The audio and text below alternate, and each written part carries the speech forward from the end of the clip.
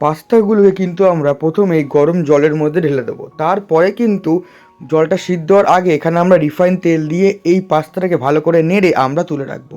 এরপরে আমরা আলু আর গাজরগুলোকে রেডি করেছি ভাজার উদ্দেশ্যে।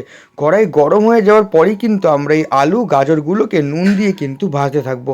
হ্যাঁ, যখন দেখবো অনেকটা ভাজা হয়ে গেছে, কালারটা এরকম চেঞ্জ হয়ে গেছে, হলুদের গুঁড়োটা দিয়েই আমরা এখানে দিয়ে দেবো কিন্তু পেঁয়াজ আর লঙ্কা। পেঁয়াজ লঙ্কা দেওয়ার পর আমরা এখানে ইউজ করেছি দুটো ডিম।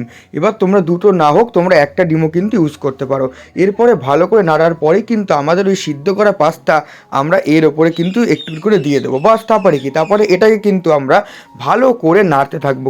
ঠিক কিছুক্ষণ নাড়ার পরে আমরা এর মধ্যে সর্ষের তেল দেবো আর কিন্তু দিয়ে দেবো নুন আর এখানে পাস্তা মশালা।